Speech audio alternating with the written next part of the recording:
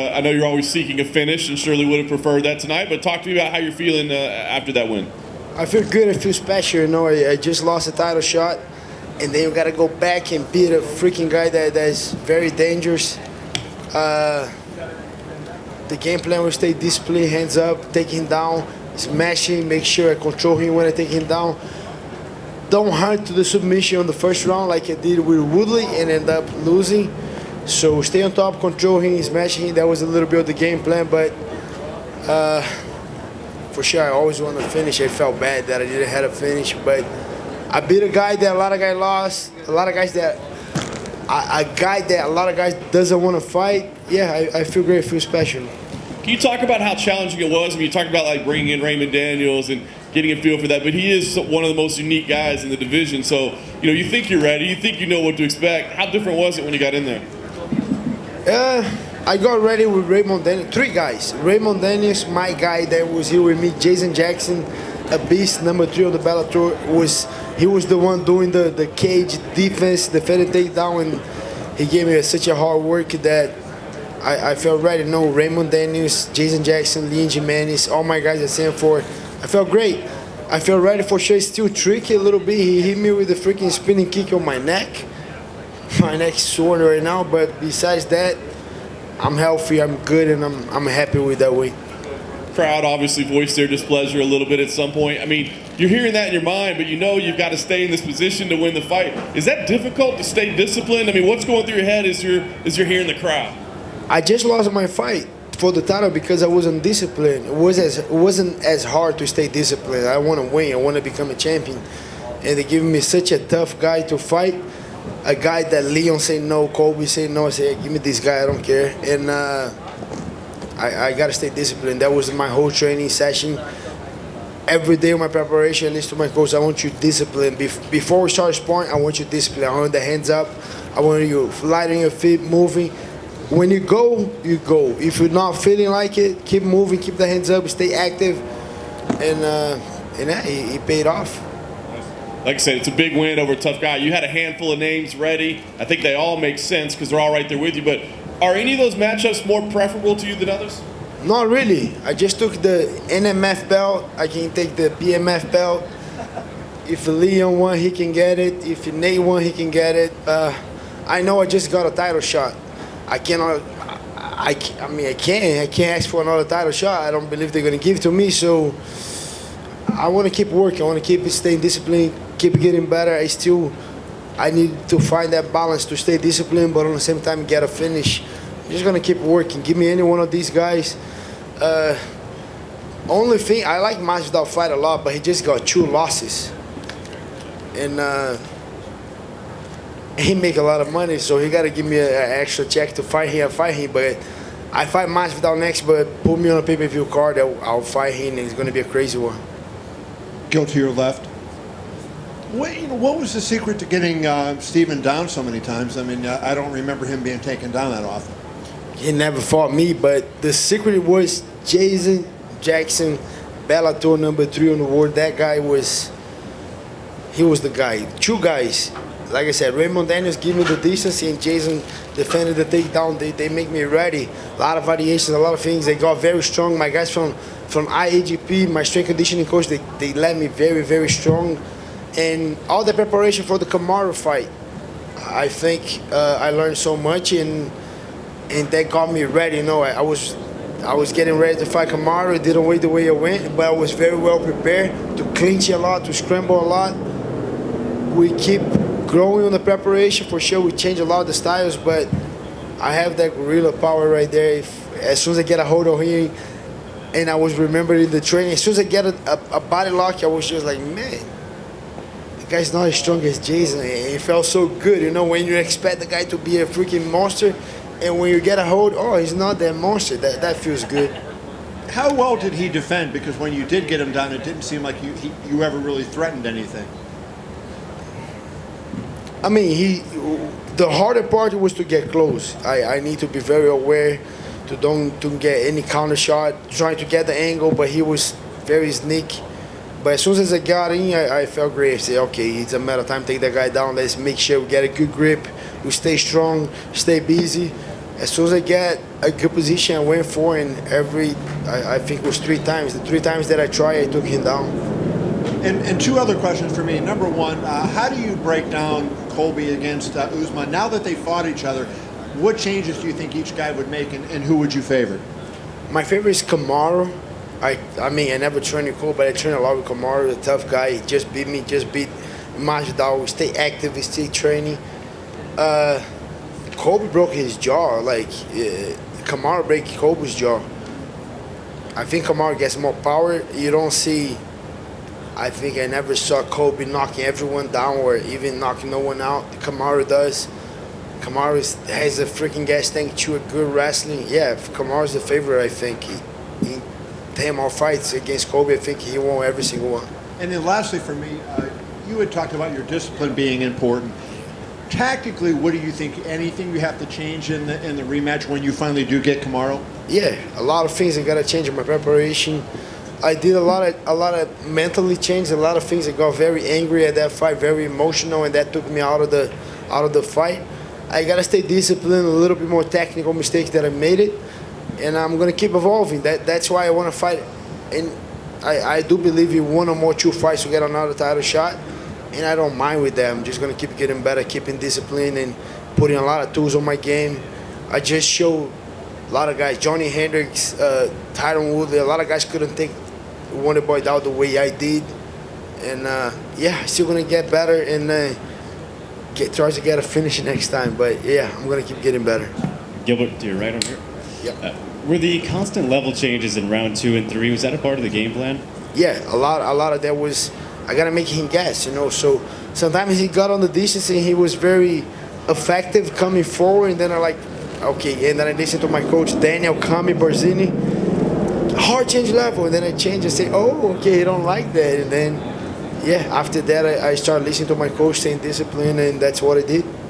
And how much nicer is a win like this, you know, back in front of the crowd, being on one of these big cards, you know, having the family here again, is how much nicer is that? Yeah, we're super nice having the family here, my wife right there, Bruna, Pedro, Joshua, the whole family right here was amazing, you know. And then for sure the arena, that energy, they were booing, I don't care, it was good. I felt that energy, and but the main thing was coming back from a loss. It's always good to get a win, especially that was a big one. It was a title shot. I was about to become a champion, and then I lost. And I, man, it's over. No, it's not over. You know, okay, let's bounce back. Let's keep working. That, I think that made me a very a successful night, a special night.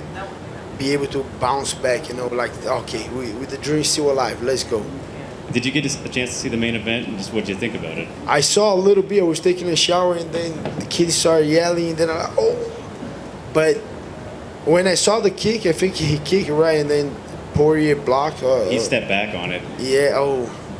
My wife said, oh, he broke his feet. And then we were looking. Unfortunately, no, I think it's a crazy sport. It's a tough sport. And I saw what happened with Anderson Silva. I saw what happened with Chris Weidman not long ago.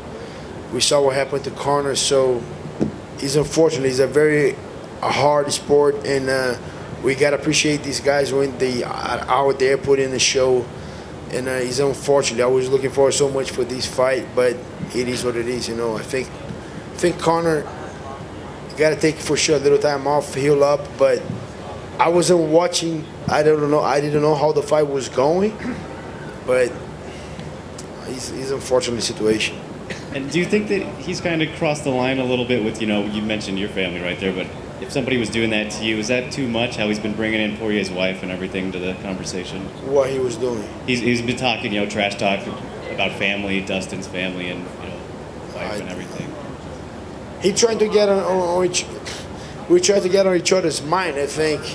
For sure we cannot cross that line, but at the end of the day, we fighting. I'm trying to take the guy head off. If say something, I think you, for sure, I don't want to cross that line, but in the same way, we're going to fight anyway. So I don't like to cross that line, but if the guy do, it's my job to don't let that affect me. So I think it's a little, I don't know, but it's part of the game. Gilbert, over here to your far right. Yep. What you mentioned that when you had Stephen in body lock, he wasn't as strong as your training partners. Was there anything else that surprised you or was unexpected in the match with Wonderboy? The distance that he did was he was long. Another thing that I like so much, when he hit me a couple of times, it wasn't as hard as I thought you, because I tried to put a monster out there. Okay, I'm looking at that guy, when he hits, it's going to be hard. When I go to the cage, it's going to be hard. And everything I put it hard. If it's not as hard, better. But if it's hard, I'm ready for it. And freaking Raymond Daniels was so quick, hit me from a lot of different angles that it's kind of hard to say, but Raymond, I think, was a little quicker, a little bit more freaking spinning from every angle and kicking me, but he's still a very tough opponent that I saw tonight. For sure. I know it doesn't matter to fighters if you're the underdog or the favorite, but you were the underdog, excuse me, in that fight. And a lot of people were saying, even though you have great training partners, it's not going to work against Wonderboy. What did you think if you read these things or if people tell you these things? The thing is, I don't read those things, and if I do read it, it doesn't affect me. I know exactly who I am. I know exactly the skill set that I possess. I've been finishing all these guys. I lost to Kamaru Usman last time. Yeah, I did, but that's my only loss in that division. Besides that, I beat every single one in that division, and I'm going to keep doing that. So I don't pay attention on that. I know exactly who I am, know my capabilities. And I cannot control what people are going to say. People are going to hate on that fight. People, now they're going to say, oh, that guy is old. Like, same thing with Damian Maia. I fought Damian Maia. Oh, Damian Maia is old. Okay. I fought Woodley. Oh, Woodley is old. Okay. And then I fought Wonderboy. Now Wonderboy is old. And then if I fought next guy, oh, that guy is, everybody's old. So I'm just going to keep on beating everybody. For sure. Last question for me. Gilbert, last question over here, if I could. How would you rate your performance 1 through 10? I think it was a 9.5. I think it was a good one. The guy was very tough. I can name the guys that didn't take him down the way I did. Johnny Hendricks, high-level wrestling. I don't know how many times wrestling champion. Then Tyron Woodley, and then Jorge Masvidal just lost to him too. He beat my guy Vicente Luque. He's a tough one, and then I was able to dominate him. And if for sure I'm a finisher. I want to beat I want to beat the crap out of the guy that is in front of me. But sometimes sometimes got to go that way. Absolutely, great work. Thank you.